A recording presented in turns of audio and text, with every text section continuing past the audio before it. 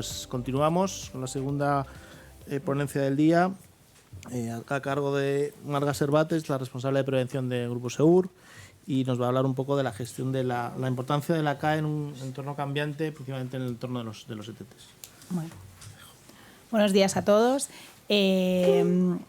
El objetivo un poco de la presentación que hemos preparado, en este caso desde Seur, era intentar daros la visión del enfoque que tenemos en Seur con los trabajadores de empresa de trabajo temporal, fundamentalmente desde el punto de vista de la prevención, ¿vale? El título o el entorno, el tema del entorno cambiante era por intentar englobarlo en los últimos años, que sabéis que, bueno, por el tema de la crisis, de la cual ya no habla nadie, porque como ya no hay crisis, pues por el tema de la crisis, ¿no? Pues las situaciones han sido diferentes y bueno, y hemos recurrido un poco más a las contrataciones temporales, ya sean de contratos temporales en plantilla o de trabajos de trabajadores de empresa de trabajo temporal, ¿vale? En cuanto a la regularización de los trabajadores de TT, después de la primera exposición de Guillermo y luego de Nuria, no me voy a meter más en la parte legal. Lo que sí quería era haceros un par de comentarios, 2 o 3 comentarios en este sentido, ¿vale? La normativa, gracias a Dios, que no pasan todos los temas, sí que hace alusión a qué tenemos que hacer con los ETTs, ¿vale? No con un detalle exhaustivo de muchas cosas que ha comentado también Nuria, pero sí que tenemos normativa en la que basarnos, ¿no? Para poder saber qué tiene que hacer la empresa usuaria cuando incorpora en su actividad laboral a un trabajador de empresa de trabajo temporal, ¿vale? La pregunta que ha hecho la compañera, la última pregunta, me parece importante porque los que estamos aquí tenemos prácticamente claro la diferencia entre un empleado de trabajo temporal y un empleado que trabaje para una empresa de servicios, pero la realidad es que dentro de nuestras organizaciones los responsables, los directores, la gente que trabaja en los centros de trabajo, hay veces que piensan que un ETT es una empresa de servicio y una empresa de servicio es un ETT, ¿vale? Por lo tanto, es importante, por lo menos nosotros en Seur insistimos mucho en toda la formación que damos a responsables, que cuando estamos hablando de un trabajador de empresa de trabajo temporal, estamos hablando prácticamente de un trabajador en plantilla. ¿Y por qué digo eso? Porque si estamos hablando de prevención, cuando hacemos algún tipo de formación, tenemos algún tipo de incidente, tenemos algún accidente, hacemos algún simulacro, tenemos que adaptar un puesto, etcétera, etcétera, etcétera, la responsabilidad absoluta es de la empresa usuaria, ¿vale? Nosotros lo que hemos hecho ha sido pedirle a un especialista en tener personal capacitado para poner a disposición, dependiendo de lo que le pidamos. Le hemos dicho, oye, necesito que me facilites una persona para un periodo determinado, ¿vale? Que suele ser temporal, con estas capacidades, con esta formación, con esta información, y va a trabajar en mis instalaciones, y el trato desde el punto de vista de prevención tiene que ser exactamente el mismo que tienes con un trabajador de plantilla, ¿vale? De ahí el trato igualitario. Esto es algo que, como también está la figura de la empresa de servicios, hay veces que se confunde, ¿vale? Porque todos hemos tenido claro, y acaban de hacer los compañeros una aclaración, que una empresa de servicios lo que nos proporciona es un servicio. Una empresa de trabajo temporal lo que proporciona es una persona que va a hacer el trabajo que nosotros en ese momento necesitamos, ¿vale? En ese sentido, el objetivo fundamental es intentar integrar, ¿no? Ese concepto dentro del departamento o el área donde vaya a trabajar esa persona, ¿no? O sea, que al final es un trabajador, da igual que venga por Synergy, pero es un trabajador como el que está en plantilla desde el tiempo que sea necesario, ¿vale? Entonces, aunque parece muy obvio, pero es una de las cosas que más nos cuesta hacer entender, la importancia del trato igualitario al trabajador de empresa de trabajo temporal, ¿vale? En cuanto al concepto o el enfoque de la temporalidad, bueno, os he puesto algunos datos aquí, pero sí que es verdad que en los últimos años la tendencia a contratos de carácter temporal ha sido brutal. ¿Por qué? Porque llevamos unos años reduciendo plantilla. El trabajo, gracias a Dios, no ha reducido tanto como la plantilla. Y una vez que pinchas en hueso, pues necesitan manos para trabajar. Entonces, pues lo empiezas a tirar pues, de TTs, en el mejor de los casos de algún contrato temporal, que no sea ETT, pero vamos, sí que la tendencia es a pues esos picos de trabajo que no son ni 1 ni 2 al año, pues al final, como estamos en una situación tan extrema de personal de plantilla porque hemos hecho muchos recortes. No hablo solo en nombre de SEUR, sino hablo en nombre un poco en general de los datos que vemos a nivel nacional. Pues claro, necesitamos refuerzo y ¿qué hacemos? Tiramos de TT, ¿vale?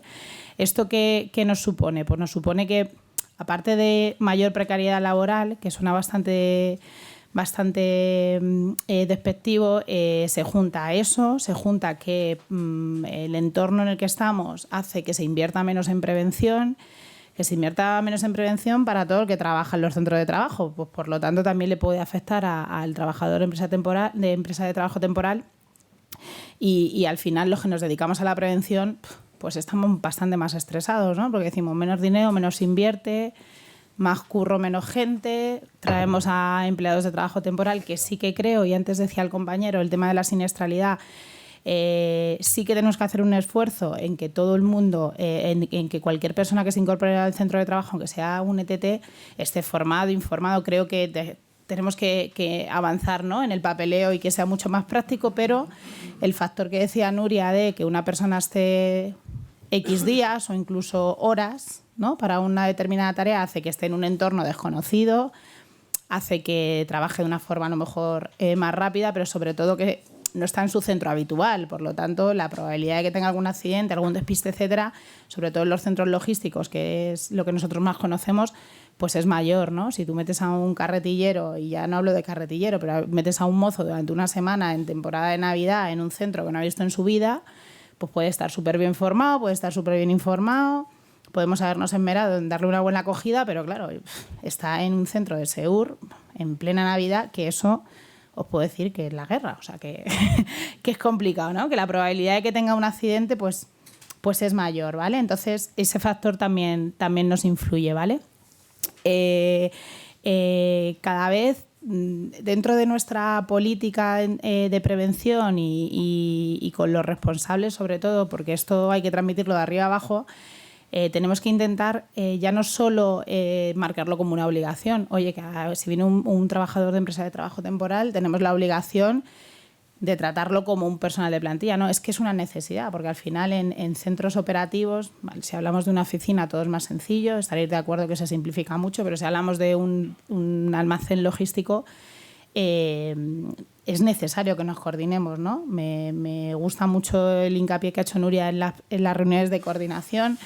Estamos muy acostumbrados a hablar de coordinación, pero lo que hay que hacer es practicarla, ¿no? Y la coordinación es dos partes, hay que darse feedback, hay que verse, hay que dejar de tanto papeleo, ¿no? Y sentarse y decir, oye, que viene un momento complicado, ya me salgo un poco de TT y si me voy a una empresa de servicios tenemos claro que si conviven dos procesos diferentes, como decía Guillermo, a lo mejor un reparto, una descarga con otros procesos que tengamos internos, sin ninguna duda, si vamos a estar conviviendo, concurriendo, hay que hablar.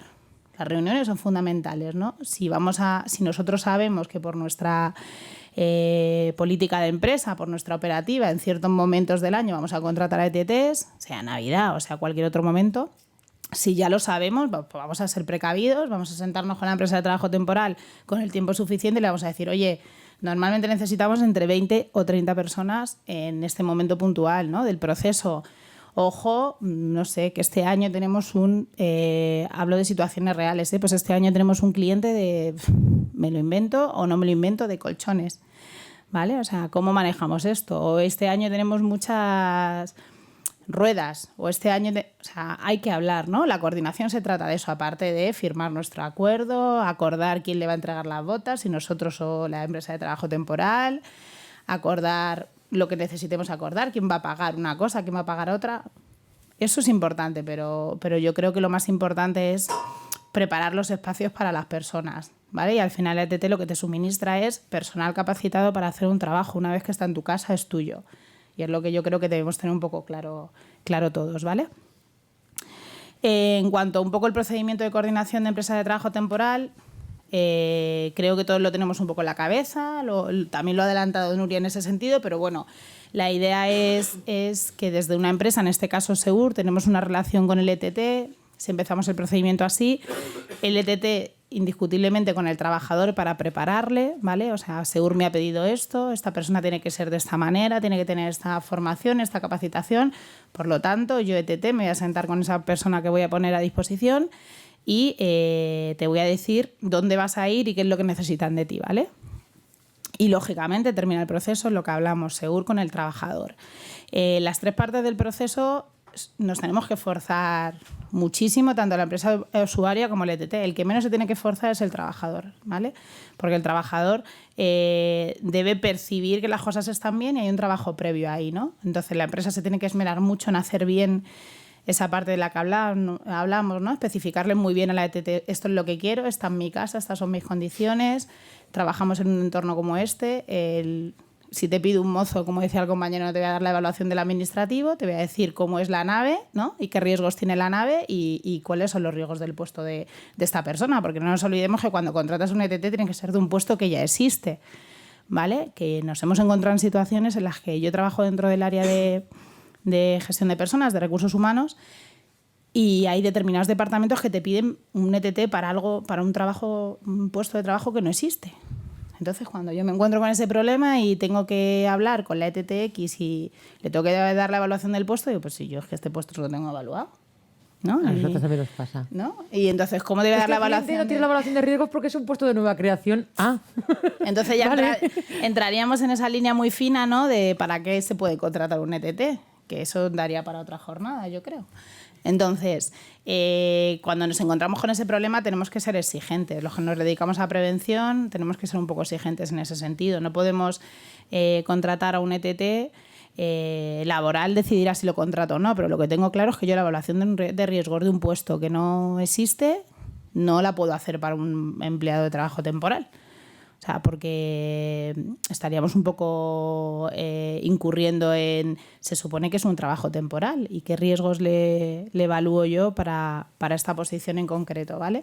Entonces, son casuísticas, ¿no? A medida que estaban los compañeros hablando de lo que es en sí la ETT, yo decía, digo, es que de cada cosa que comentamos, claro, luego nuestra realidad es otra, ¿no? Y tenemos que intentar ser un poco puristas, tanto los que nos dedicamos a la prevención como los que suministran, que suena fatal, pero como los que ponen a disposición a empleados para cubrir nuestros puestos, ¿no? Que ese es el tema de las empresas de trabajo temporal. Por lo tanto, creo que tenemos que ser un poco autocríticos, la empresa mejorar cómo pide las cosas, cómo las solicita y qué información le da a ETT, y la ETT ser escrupuloso a la hora de darle la información, ¿no? Mejorando cosas como no vale todo un e-learning, no vale todo un online, no vale todo un cuestionario, rellénamelo, fírmamelo, ya está formado, no vale contratos de puestas a disposición y ficha de riesgos donde siempre viene no al reconocimiento médico, siempre viene un no al reconocimiento médico, ¿no? O sea, creo que tenemos que hacer todos un poco de autocrítica y mejorar el procedimiento en ese sentido, ¿vale?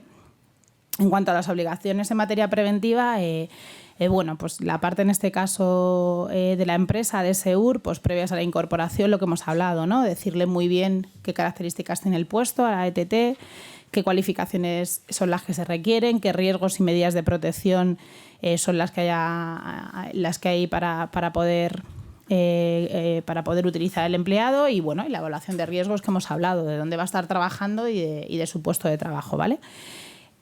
Tras esa incorporación, sí o sí, en este caso Segur tiene la obligación de informar al trabajador, ¿no? De informar, de tratarle, de decirle dónde está, aunque le haya dado una fichita al ETT, yo creo que es importante que si tú incorporas a una persona nueva, pues que es su centro de trabajo, igual que incorporas a un personal de plantilla, pues si viene un trabajador de empresa de trabajo temporal, pues es importante darle una buena acogida, ¿no? Informarle de dónde está.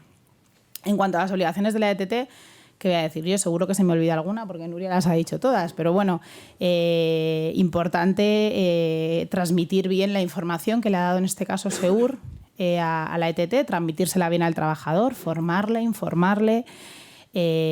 Por supuesto, hacemos ahí la anotación, todo esto tiene que estar súper firmado, devolvernos la información unos a otros y que tengamos ese registro, ¿vale? Pero fundamentalmente es que ese trabajador esté bien formado y bien informado, ¿vale? Además, la ETT, en nuestro caso, ¿vale? Y yo creo que cada vez la práctica es mayor, es el tema de obligatorio en ofrecimiento médico, pero en el caso de los mozos con conducción, ¿vale? O sea, mozos carretilleros, o en el caso de contratar algún tipo de conductor como empleado de trabajo temporal, sí o sí es obligatorio el reconocimiento médico, ¿vale? Nosotros es un requisito que exigimos por el tema de la conducción.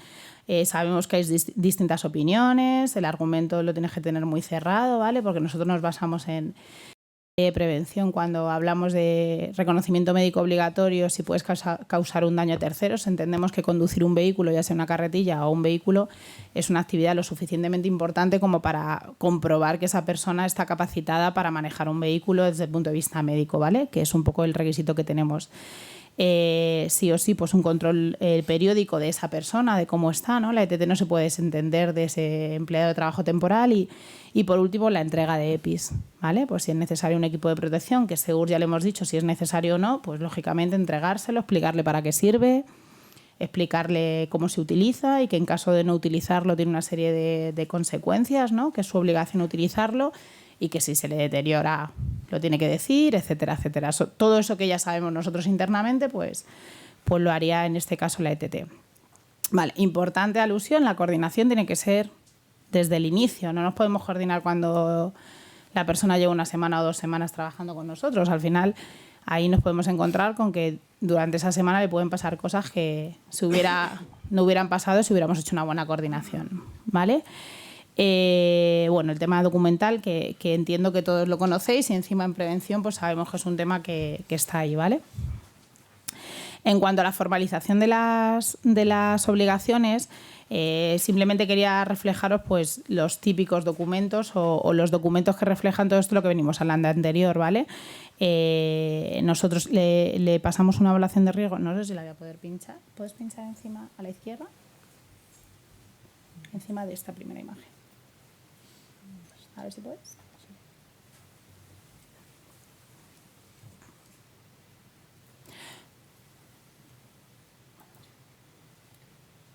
No te la quiere abrir ahí. No te ha cambiado. Bueno, no importa. El documento que tenéis en el lado izquierdo vuestro, sí, de la pantalla, no deja de ser una ficha de evaluación del puesto que va a ocupar la persona, ¿vale? Nosotros lo que hemos hecho ha sido no coger la ficha de la evaluación de riesgos, la cual podamos encontrar un montón de información que luego no le pueda valer al trabajador. Lo que hacemos es un documento específico, en este caso, para el puesto que queremos cubrir, ¿vale?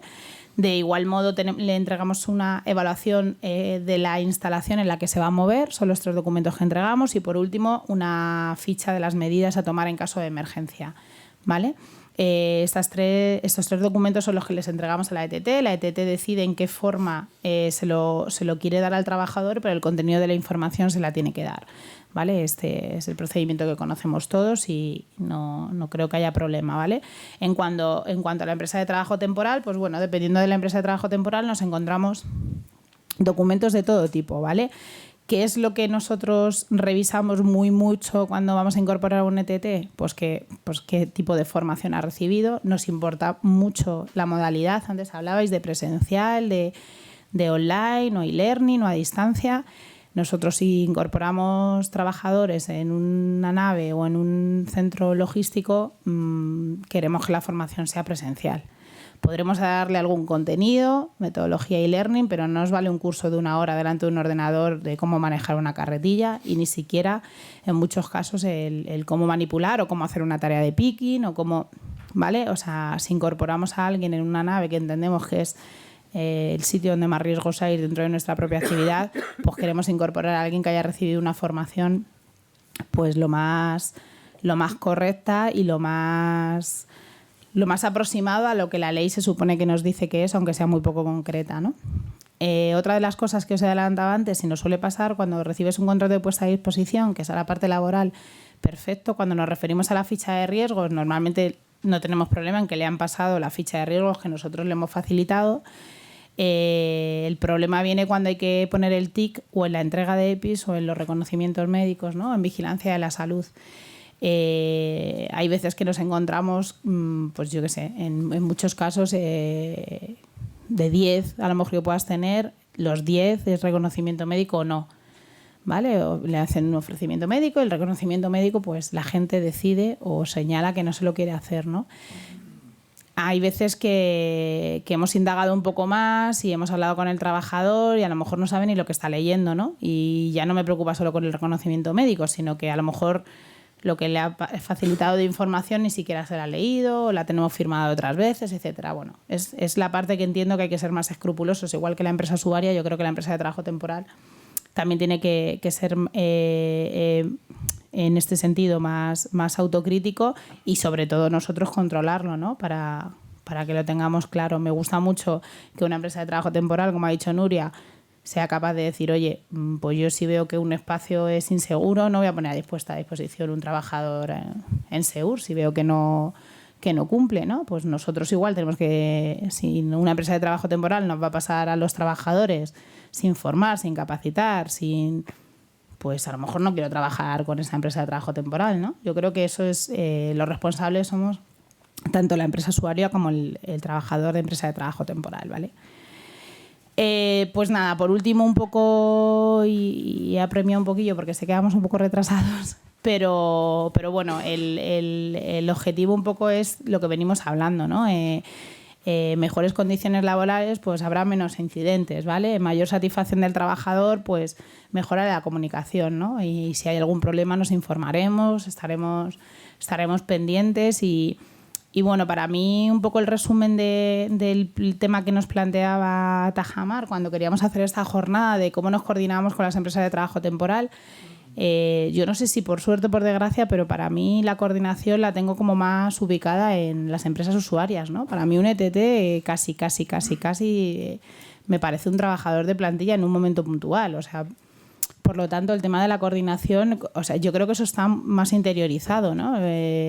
Yo creo que la coordinación, de una forma un pelín más negativa, la tenemos asociada a las empresas de servicio y a los proveedores y a cuando contratamos una tarea concreta, pero cuando estamos incorporando a una persona, ¿no? A un puesto de trabajo, pues entiendo que una vez que pasamos toda la parte formal y lo utilizamos como un proveedor de personal, pues en el momento que entra en nuestras instalaciones no tengo ninguna duda que es un trabajador nuestro. Una empresa de servicio, por supuesto que nos importa, pero es una mini organización dentro de tu organización y tiene sus propias obligaciones, ¿no? Estamos hablando de otro tipo de coordinación. Pero bueno, yo creo que tenemos que intentar cambiar el chip y tener en la cabeza que un ETT es otra forma contractual de que alguien esté trabajando contigo, ¿no? Pero que a nivel prevención prácticamente no le veo ninguna diferencia con alguien de plantilla. Es un poco mi opinión. Y no sé si tenéis alguna pregunta. Bueno, puedo enlazarlo con el final. Muchas gracias, Marga.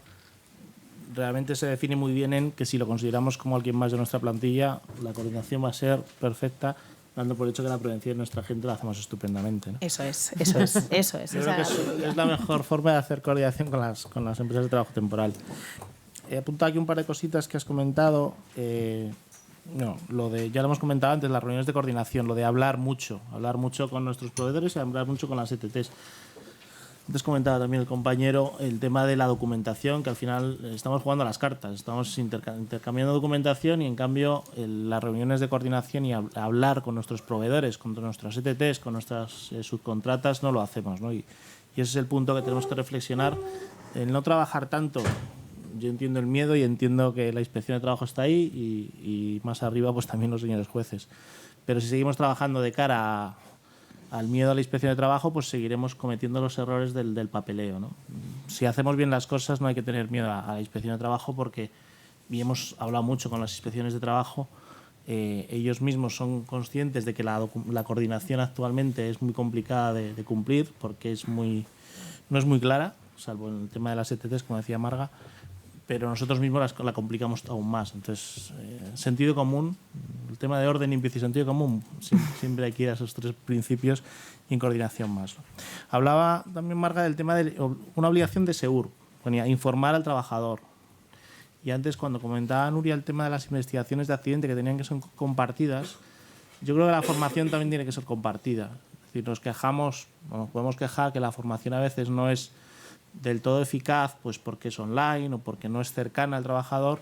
Al final quien conoce la actividad somos nosotros. Entonces yo creo que la práctica que ha comentado Nuria antes de que la primera hora de trabajo de STT la dediquemos a formar, a lo mejor a pie de tajo, a lo mejor no hace falta meter en un aula y ponerle 10 transparencias, pero si esa primera hora, esas 2 primeras horas las dedicamos a formar, y no solo formar en cómo meter los paquetes o cómo hacer una estiba de un camión o cómo apilar en un almacén logístico, sino que le enseñamos cómo es la carretilla, pues porque a lo mejor, o cómo es, oye, pues ten cuidado con esta rampa, porque esta rampa hemos tenido ya 2 accidentes, o como es un muelle, efectivamente, para que te acercas a un camión, como tienes una chapa entre hueco y es decir, los riesgos que sabemos que existen en nuestras instalaciones, que generan, al final son los que generan los accidentes.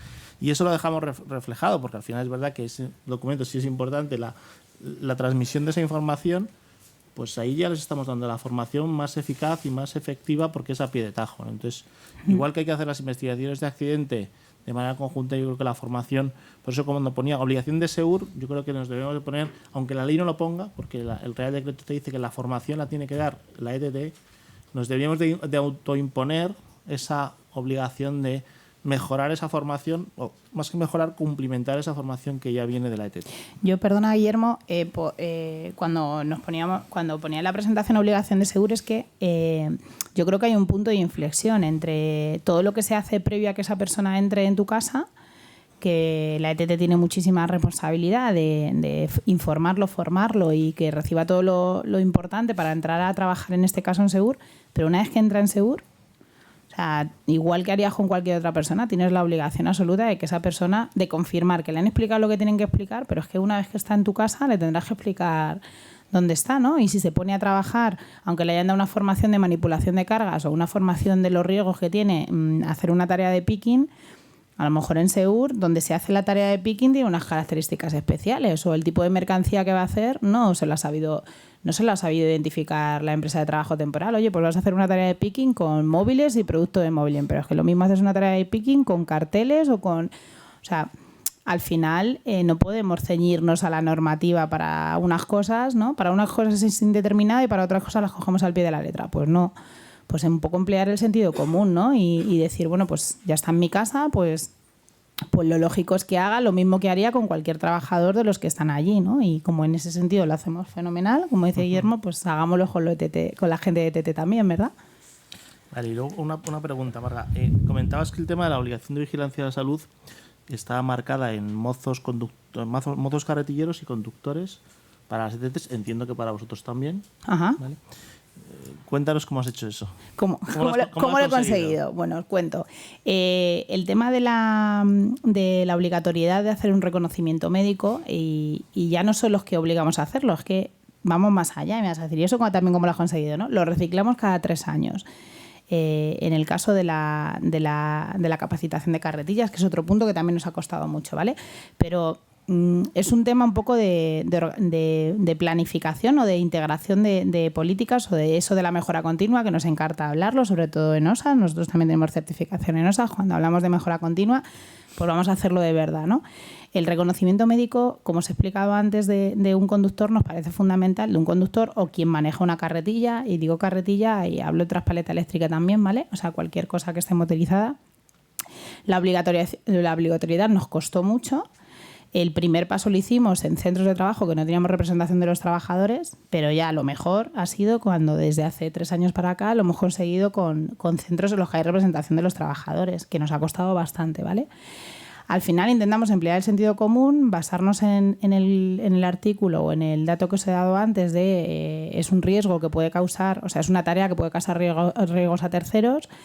Y luego, bueno, bastante sensibilización, bastante presión por los accidentes graves que pueda suponer manejar una carretilla, ¿vale? Por desgracia, nos ayudó mucho un accidente que tuvimos de un carretillero atropellando a otra persona, un accidente mortal. Eso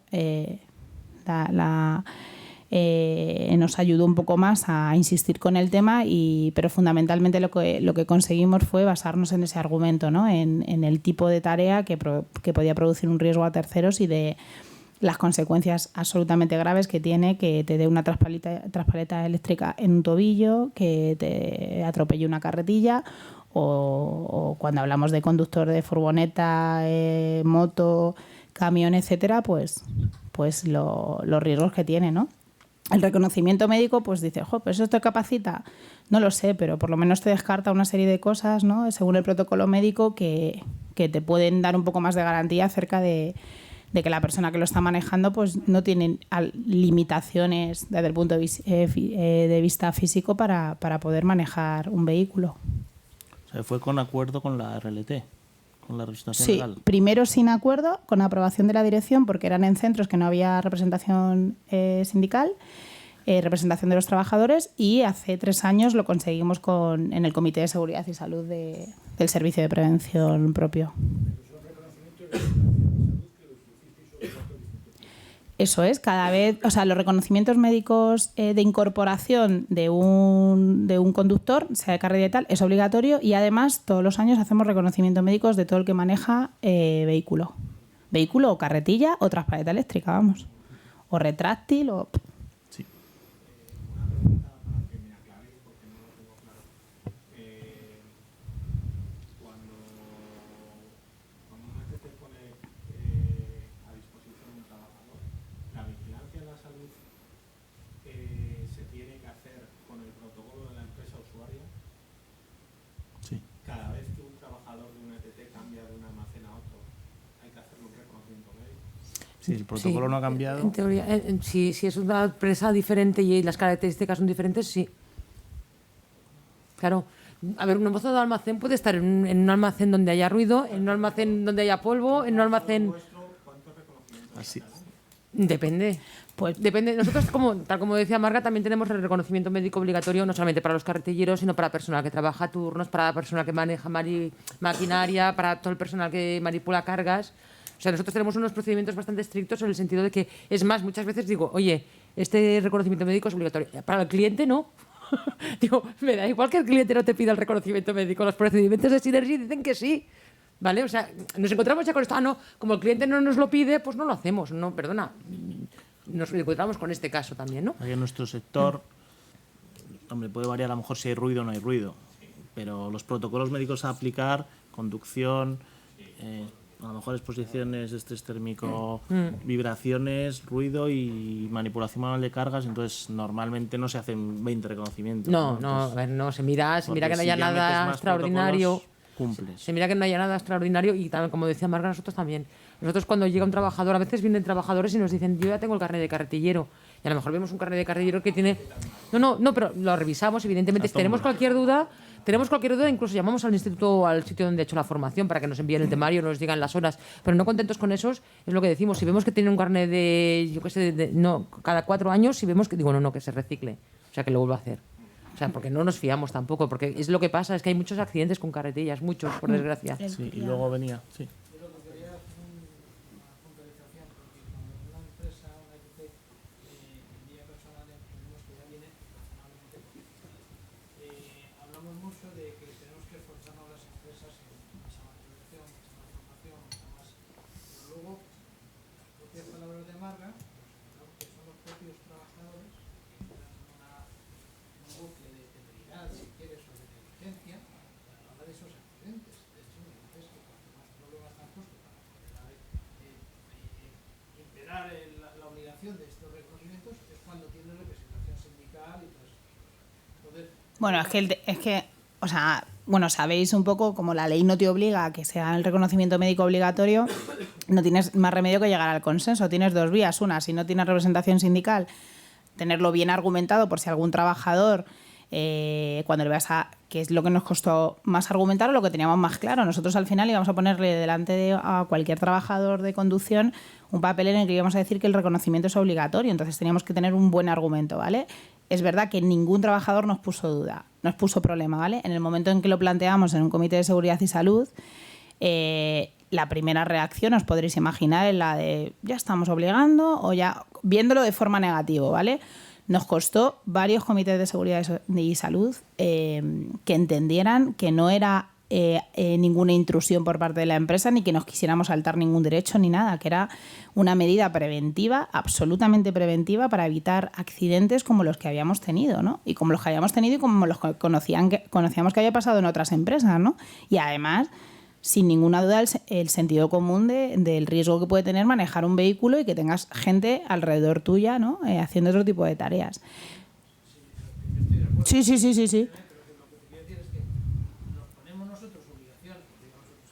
Sí, la parte empresa. obligación, sabemos la formación en y te encuentras con esto. Realmente perjudicado, porque el que se va a ir atropellado no va a ser el público, y es el que te está poniendo. No te digo si subes a escalas judiciales. Realmente el tema de vigilancia de la salud, el mayor problema es, y las organizaciones sindicales así lo reiteran, es que les garanticemos que los no aptos los vamos a reciclar, por decirlo de alguna forma.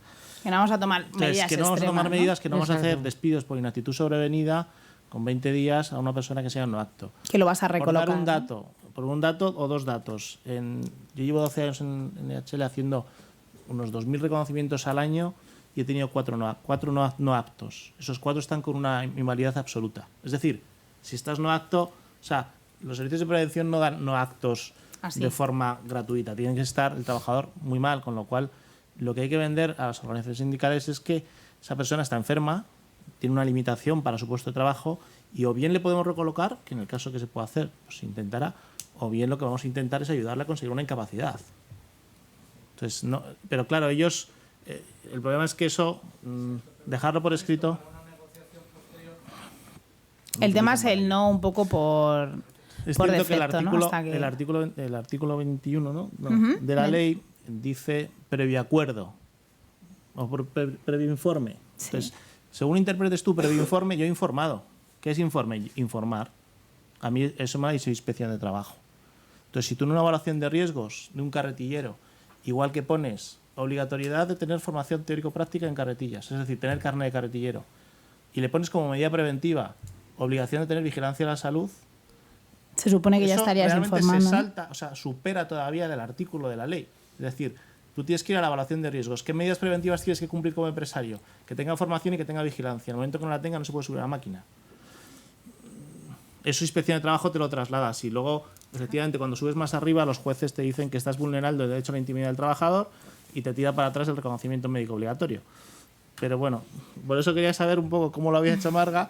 Por desgracia, y me lo he apuntado aquí, lo malo, y no creo que fuera la única causa, pero seguro que apoyó un accidente mortal.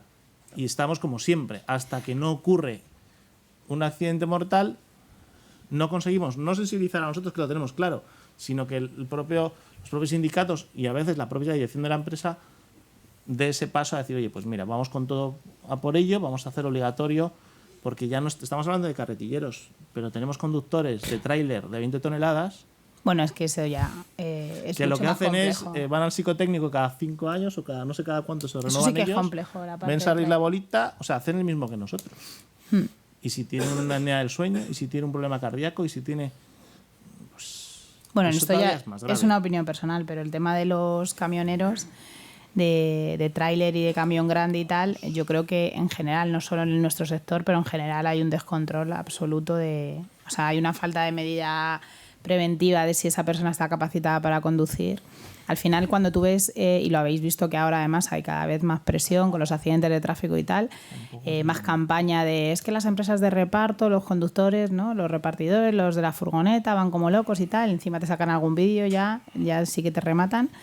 Pero yo creo que a nivel social hay una falta de control sobre la gente profesional de la conducción y bueno, hasta con los autobuses de la MT. No sé si habéis visto alguna vez un autobús al señor conduciendo, hablando por teléfono y comiéndose un bocata a la vez, ¿no?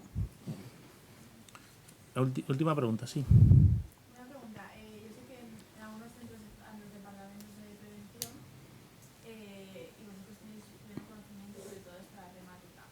Pero ¿hasta qué punto los directivos deben tener formación e implicarse en la prevención? Porque lo que yo siento es que muchas veces ellos no tienen mucho conocimiento sobre ello cuando es a quien más repercute realmente. Entonces, claro, no llegan los sustos pues cuando estés hablando de las suspensiones. Yo no sé hasta qué punto ellos deberían o deben tener, cuando hacen este tipo de cargos, toda esa... Has dado en un punto. ¿Hasta qué punto? muy Mi respuesta importante. es hasta todo el punto. Hasta todo. O sea, Hombre, de hasta hecho- todo. De hecho, lo que te dice la prevención es que tienes que integrar la prevención en todos los estratos de la empresa y empezando desde arriba del todo. Y Yo los- creo que a los partir de aquí ya llevamos- está dicho todo. Los que llevamos más años ya estamos viendo un cambio. Jo, Es decir, el otro día hicimos una serie de empresas de las que estamos aquí, una jornada en ESADE, que es una de las escuelas de negocio más importantes de este país, y las 5 personas que se sentaron en esta mesa eran 5 directores generales de grandes compañías. Hablar de prevención. Eso hace 10 años era inviable. era inviable. Entonces, estamos luchando también como asociaciones o como empresas en que en esos MBAs maravillosos que hacen nuestros futuros directores generales de grandes compañías, habla mucho de finanzas, de balances, de valle, de evitas, hablen de prevención. Porque al final, y además muchas organizaciones ya hablan del valor de las organizaciones y el valor de las personas. Es decir, quiero tener gente motivada para tener una buena calidad de servicio, que la red sea rentable y al final pueda reinvertir en mi organización. Entonces, ya se habla mucho de que las empresas quieren apostar por su principal valor, que son las personas. Entonces, si crees en las personas, tienes que creer en su seguridad y su salud.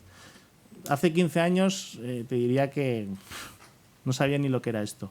Yo creo que hemos mejorado mucho, pero tenemos que seguir ahí. Al final, la prevención no es nuestra. Aquí habrá de todo, aquí habrá directores, habrá responsables de empresas.